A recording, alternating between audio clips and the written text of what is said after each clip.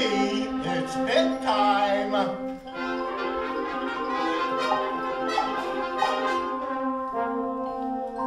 Pick up your toys, hop into bed.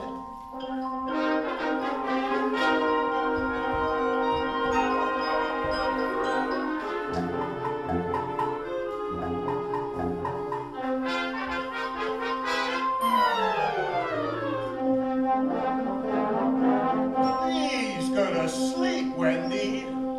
Grandfather was the babysitter for the evening, and he would have much rather been playing checkers. Oh, go to sleep, Wendy. Wendy was 4, and she had an answer for her grandfather. It was an answer carefully thought out, complete and final. No! Not until you tell me a story! A story? I'll sing you a lullaby instead. Grandfather was still thinking about his checker game. Come on now, Wendy. Grandfather will sing you a lullaby, and then you'll go to sleep, won't you? Probably not. Besides, you don't know any lullabies. Tell me a story instead. I don't know any lullabies. Ha! I'm the fellow who invented lullabies. In fact, I invented music. What do you think of that, young lady? Wendy laughed. The dolls laughed. And the people on the wallpaper laughed.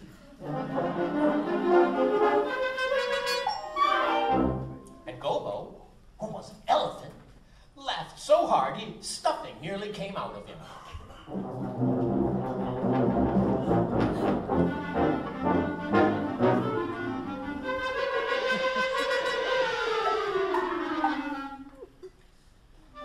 Please, Wendy, you'll never go to sleep if you keep laughing.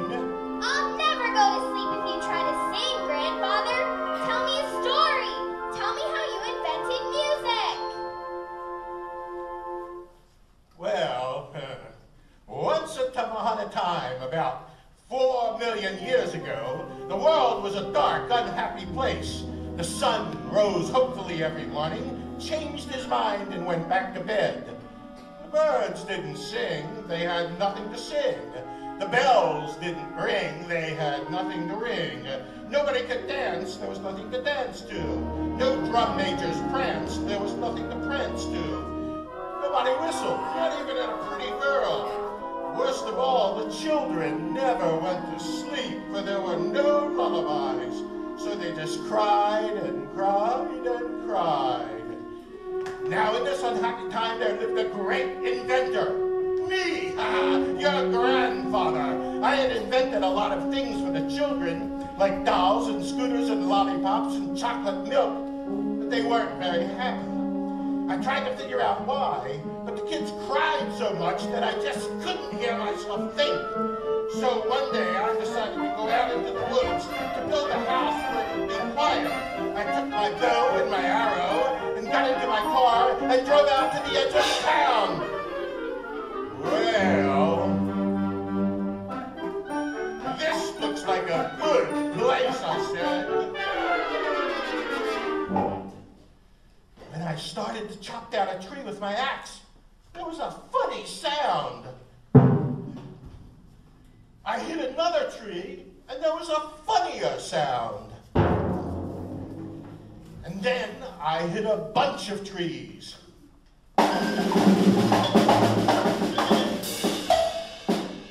And it sounded so good, I said to myself, if trees sound this good, what will happen if I hit this big rock?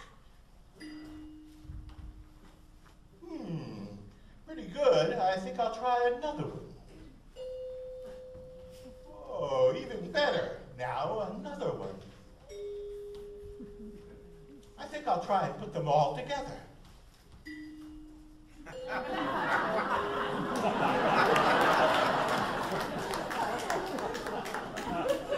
And so, while I was at it, I decided to go ahead and invent radio.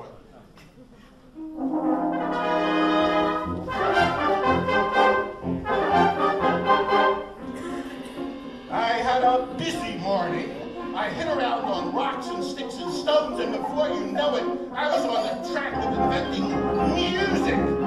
So I rushed home and started inventing as fast as I could. First, I invented the flute.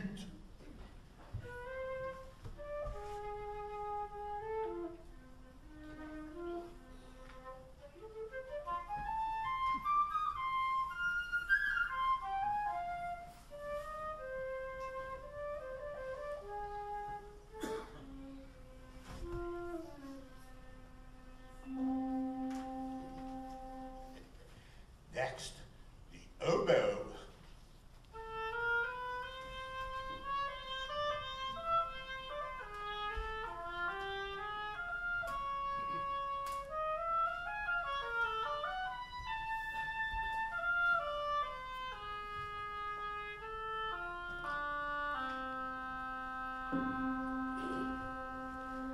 But then I decided it would take too long like this. I better invent them in bunches.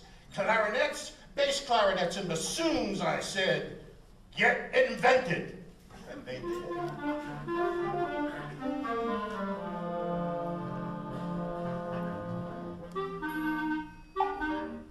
And after the woodwinds, I invented the trumpets.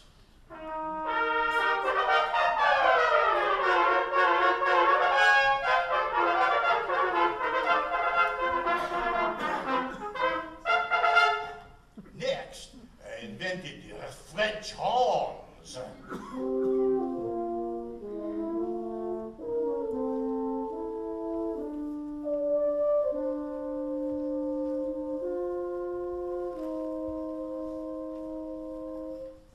And then the slide trombones.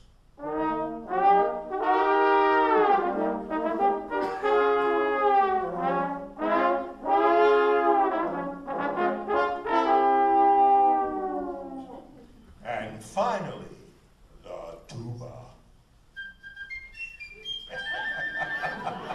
Oh, I guess I better change that a little bit.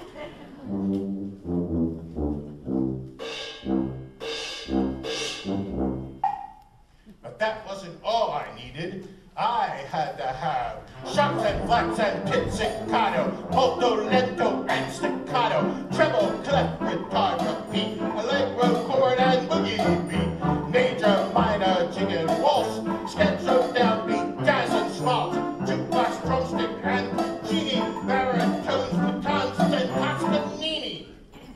And when I put them all together, I had music.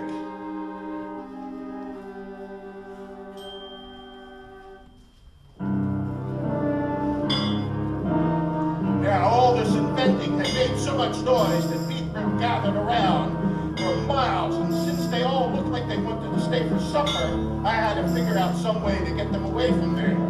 So I said, abracadabra! They didn't move. And then I said, hocus pocus! And they stayed right there. And finally, I had a big idea. I said, January, February, March!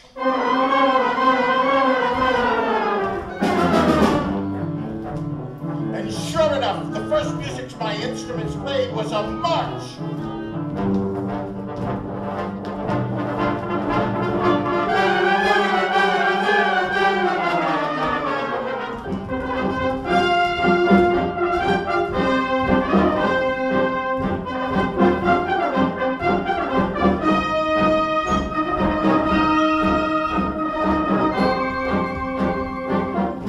Something terrible happened, for when the people learned to march, somebody started a war.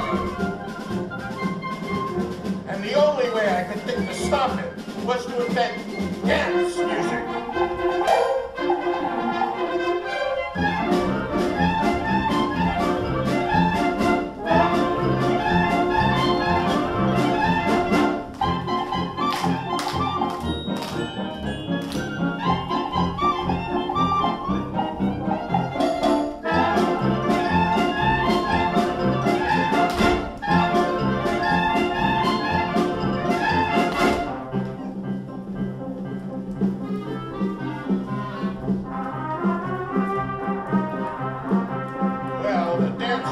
stopped the fight, all right, and everybody had a wonderful time dancing.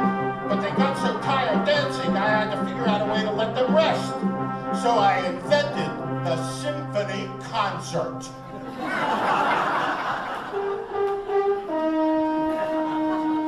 Complete with a scowling music critic in every row.